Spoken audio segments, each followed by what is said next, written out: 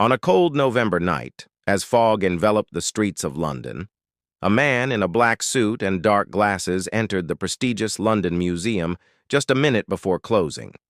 He didn't talk to anyone. He wandered quietly through the exhibits like a regular visitor. But his eyes were watching more on surveillance cameras than on artifacts. His name was Michael Town, world-renowned art thief. His targets were always grand: the Mona Lisa, the crown jewels. But tonight he wasn't here for any of those. Tonight he was after something smaller: the royal necklace, a diamond-encrusted choker worth over 40 million pounds. It was kept in a vault deep within the museum, but Michael knew exactly where it was and how to get there. The necklace had been on display only a week ago, but the museum had decided to move it to a safer location after receiving an anonymous tip about a potential theft. But even in its new location, Michael could see it sitting in a glass case bathed in light, just waiting for him. The security was still top-notch, but that didn't bother Michael. In fact, he thrived on these challenges. He exited the main hall, finding his way to a service corridor. He pulled out a small device from his pocket and pressed a button. The hum of a nearby camera changed pitch slightly. This was his signal. Someone outside had located the camera and disabled it. Michael slipped into the shadows, making his way down the corridor, his eyes scanning for cameras. He was almost there. The Royal Ontario Museum was one of the most secure buildings in London. Even getting inside had been a challenge. Michael had spent weeks casing the joint, memorizing floor plans, guard routines, camera locations, all to create the perfect blueprint for his heist. He'd bypassed the first line of defense by simply waiting until closing time when most of the staff left. And once inside, he'd used his trusty jammer to disable the motion sensors. But the real challenge was the surveillance cameras. They were everywhere, monitoring every nook and cranny of the museum. But Michael had a plan for that too. He'd recruited a team of experts, each playing a vital role in the heist. There was Joe, the hacker who could disable the cameras remotely; Ben, the safecracker who would open the vault; and Sarah, the getaway driver, always ready with a daring escape plan. He passed the disabled camera, moving deeper into the museum's labyrinthine service tunnels. These were uncharted waters for him, but he trusted Joe's expertise. The camera was just the first hurdle. There were other security measures in place: laser beams, pressure pads, even infrared beams. But Michael's team was prepared for all of it. Joe had disabled the lasers, and Ben had figured out a way to fool the pressure pads. They moved quickly, silently, like ghosts haunting the corridors of the museum. The hum of electricity in the air was their only company. Finally, they reached it, the vault where the royal necklace was kept. Ben went to work on the lock, his nimble fingers dancing across the tumblers. Michael stood guard, his eyes darting around, ever vigilant. He knew the police would be on their way soon, alerted by the disabled cameras. The clock was ticking. In the distance, the sound of sirens wailed, growing louder, closer. Ben's face was grim. The safe was old, the kind that relied on mechanical tumblers rather than digital codes. But that also meant there was no silent alarm. If the safe was breached, the police would know. Michael felt a bead of sweat trickle down his temple. He wiped it away quickly. He couldn't let the pressure show, but inside he was tense, his heart pounding against his ribs. The fate of the heist, perhaps his entire career, rested on this one moment. Ben's hands moved faster, his focus intense. The tumblers finally clicked into place.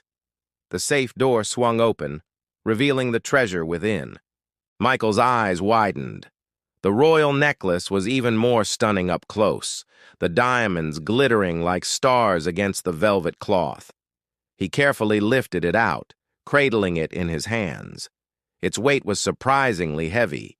He slipped it around his neck, the cold metal a stark contrast against his skin. It was a perfect fit. He fastened the clasp, admiring his handiwork. He slipped back into the shadows, melting away into the darkness. Outside, the fog was thick, swirling around the street lamps, shrouding the city in mystery. Michael emerged from the museum, blending seamlessly into the crowd.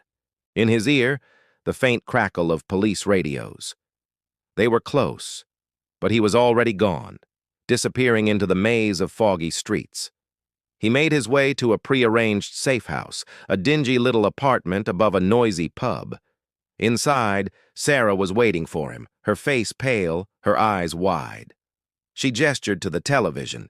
The news was already reporting the theft of the royal necklace. Michael nodded, his face betraying nothing. He placed the necklace on the table, its diamonds glinting in the dim light. It was over. The heist was done. He'd pulled off yet another impossible job. As the news report ended, the phone rang, shattering the silence. Michael picked it up, his voice raspy. It was Ben. His voice was low, urgent. Apparently, the safe had an emergency alarm. It had triggered the moment Ben opened it. The police were on their way. They had to move. Michael grabbed the necklace, slipping it into a bag. He and Sarah raced to the car, the engine purring like a hungry beast. Sarah slammed the car into gear, tearing through the streets, the necklace bouncing slightly in its bag. Behind them, the wail of sirens filled the night, growing louder, more insistent. They shook off the police, weaving through the foggy streets, the lights of the city blurring into streaks of gold and red. They made it to the docks, their final stop before heading out to sea. A small boat was waiting for them, its engine idling in the darkness. They slipped into it, melting away into the fog. The royal necklace nestled safely in Michael's bag, its diamonds a cold comfort against his warm skin. As the boat cut through the murky waters, the city of London receded into the mist, taking the sirens and the flashing lights with it. The vast expanse of the sea stretching before them, Michael felt a surge of triumph. Once again, he had outwitted the authorities, his prize secured. But as the boat sailed further into the fog, he couldn't shake off the feeling that this heist, as exhilarating as it had been, might just be his last. He looked down at the royal necklace, its diamonds catching the faint light, winking at him like stars in the murky sky. It was beautiful, yes, but it was also a burden. He knew that the authorities wouldn't rest until they recovered it. This wasn't just a diamond necklace. It was a symbol of wealth, power, and now danger. As the boat approached a small, uninhabited island, Michael knew what he had to do. He unfastened the necklace, carefully taking it out of the bag. Holding it in his hands, he walked to the edge of the boat, the wind whipping his hair. He could feel the weight of the diamonds against his chest, a tangible reminder of the risk he was taking. He tossed the necklace into the sea. It landed in the water with a faint splash, disappearing from sight, taking its secrets with it. Now the royal necklace lay at the bottom of the sea, a cold, glittering secret, forever hidden from view. And with that, Michaeltown's greatest heist came to an end. Back on land, the police were closing in on the safe house, but they found nothing but an empty bag. By the time they realized the necklace was missing, Michael was long gone. He had vanished, leaving behind not a trace, just the echo of his daring feat. As the Royal Ontario Museum was placed under lockdown, the world began to spin theories about the audacious heist. But Michael remained elusive, hiding in plain sight. The police were baffled, the public outraged. But Michael lived for such moments. The thrill of the impossible caper, the puzzle of the perfect heist. For him, it wasn't just about the jewels or the money. It was about the challenge, the conquest of the seemingly impenetrable. He'd struck again, reminding London, reminding the world that no vault was too secure, no museum too well guarded. The royal necklace was only the latest in a string of audacious heists that had become Michael's trademark. From the Louvre to the Tower of London, his shadow had fallen, leaving curators and collectors on edge. Each heist was a masterpiece, meticulously planned, flawlessly executed. He was the phantom thief, a ghost who haunted the halls of the elite, stealing their prized possessions with an almost supernatural ease. As dawn broke over London, casting an ethereal glow over the city, Michael found himself at a quiet cafe, sipping a steaming cup of coffee. Around him, people bustled about their daily lives, oblivious to the drama that had unfolded the previous night. He watched them, a faint smile playing on his lips. He was a phantom, yes, but he was also a part of this world, a world he understood like the back of his hand, a world he could infiltrate and conquer with equal ease.